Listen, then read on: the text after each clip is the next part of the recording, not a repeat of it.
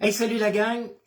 Aujourd'hui, dans notre série Pause Café, dans la série de formation pour les entrepreneurs, évidemment, ce qu'on fait de façon régulière et on s'inspire de l'actualité pour essayer d'aller chercher des petites choses là-dedans qui pourraient nous aider dans notre entreprise, dans notre façon de penser, même dans notre vie, hein, parce que notre entreprise, c'est notre vie. On est comme liés un peu. Ah, je viens de faire ça, puis je vois que j'ai presque des cheveux. Ah, ben oui, j'ai des cheveux. Ah, ben non, j'ai plus de cheveux. Hey, la gang, qu'est-ce qui s'est passé dans l'actualité? Aujourd'hui, on regarde en premier, le sujet, c'est le trou de fourmi. C'est quoi ça? Bon, on va en parler.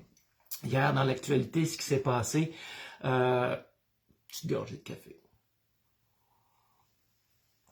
Ce qu'on voit ce matin, bon, on voit le Parti conservateur qui a un gros débat et là, il y a des chefs potentiels qui se disent leur façon de penser, leur idée, ouais, puis toi, tu es nono, non, celui qui dit, celui qui l'est. C'est drôle, on s'amuse avec ça. Mais ce qu'on voit, hein, c'est qu'à l'intérieur d'un même parti, il y a des idées différentes. Il y a des gens qui pensent de façon différente.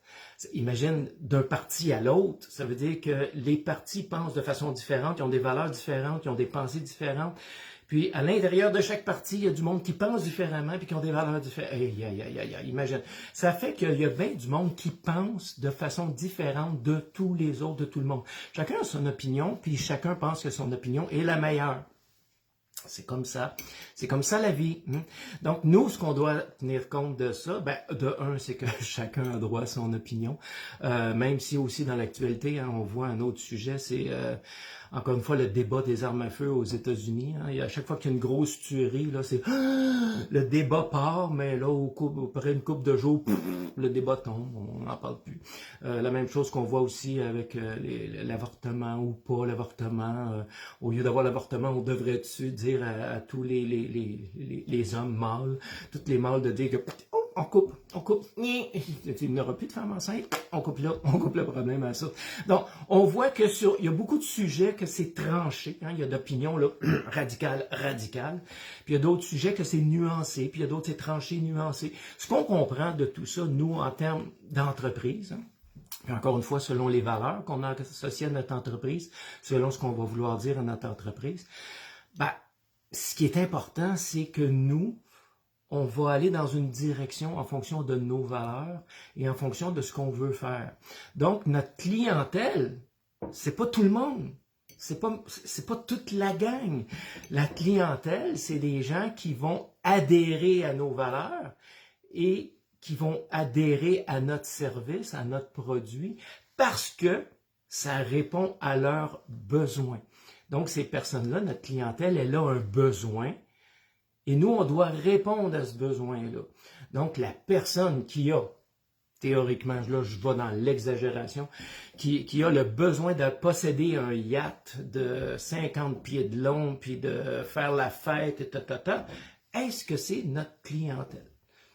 La personne qui a un besoin d'avoir une pizza 3 viandes à tous les jours de la semaine. Est-ce que c'est notre clientèle? La personne qui a besoin de manger végé, est-ce que c'est notre clientèle? Donc, c'est ces questions-là en tant qu'entrepreneur qu'on doit se poser dès le départ au niveau de notre entreprise. C'est pas tout le monde qui va être notre client, c'est clair. Donc, on va se poser les questions à dire, c'est qui ma clientèle? À partir de mes valeurs, à partir de mon produit, à partir de mes services, à qui je peux rendre service, à qui je peux venir combler le besoin. Donc, c'est ces personnes-là qu'on va essayer de définir. Et là, on va le dessiner, hein, la personne idéale, c'est une personne de tel âge, de tel sexe, ou whatever, peut-être, qui habite dans tel genre de secteur, peut-être, qui aime telle chose, peut-être, qui a besoin de ça, parce que moi, je peux répondre efficacement à ce besoin-là. Donc, c'est ça qu'il faut qu'on dessine en tant qu'entrepreneur. Arrêtons de dire que tout le monde est notre client. Chacun a son opinion, chacun a ses valeurs, chacun a sa façon de faire, puis chacun a raison. Dans son monde, dans son univers, chacun a raison.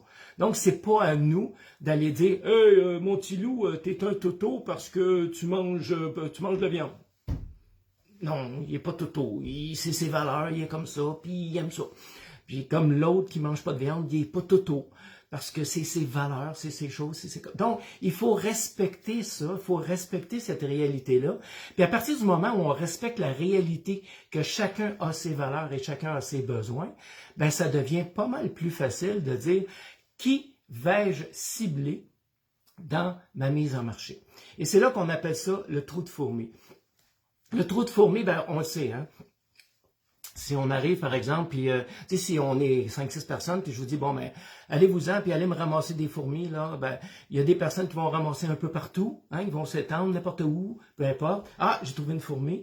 Puis il y a d'autres personnes qui vont prendre la fourmi, qui est leur fourmi modèle, ils vont la suivre jusqu'à ce qu'elle arrive à son trou.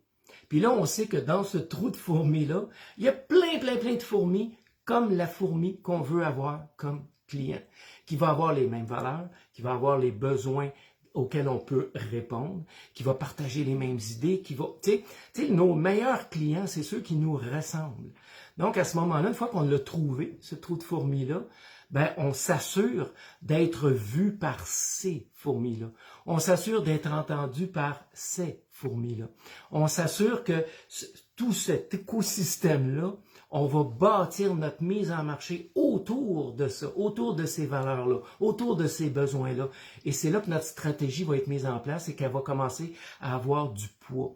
Parce qu'une stratégie de mise en marché, c'est pas de dire « Ah, j'ai un site web, j'ai Facebook, j'ai Instagram, je m'en vais sur le coin de la rue, je me déguise en lapin puis je danse. » Tout ça, c'est bon. Tout ça, ça marche. Mais c'est quoi la recette? Il n'y en a pas de la recette.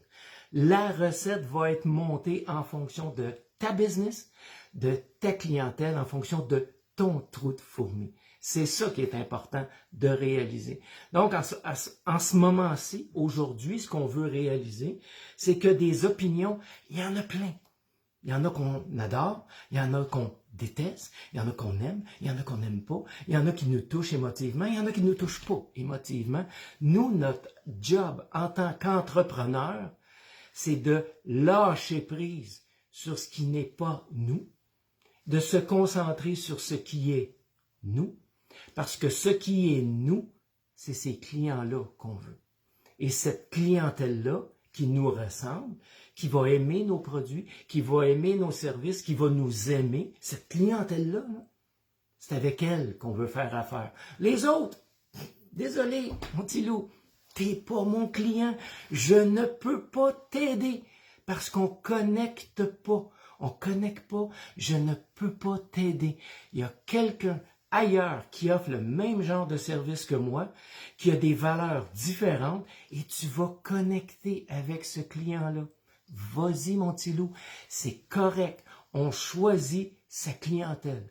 En tant qu'entrepreneur, en anglais, on appelle ça de la bad business. On ne peut pas prendre toute la business qui existe. On va se concentrer sur la business qui nous touche, qui est bonne pour nous, parce que si elle est bonne pour nous, elle va être bonne pour notre client. Si elle n'est pas bonne pour nous, elle ne sera pas bonne pour le client. Parce que si ce que nous on est, et ce que nous on offre, et les valeurs qu'on dégage ne répondent pas à notre clientèle et à son besoin, le client ne sera pas heureux, puis il ne sera pas content. On n'en veut pas. Et ce client-là ne veut pas de nous. Acceptons, mes amis entrepreneurs, acceptons le fait que les gens pensent de façon différente, ils agissent de façon différente, ils ont des valeurs différentes. Concentrons notre business sur des gens qui nous ressemblent. Créons notre écosystème avec des partenaires, avec des clients, avec des valeurs qui vont être communes. Créons cet écosystème-là, adhérons à des écosystèmes qui nous conviennent pour nous aider à développer notre entreprise. That's it, les amis. Bonne journée.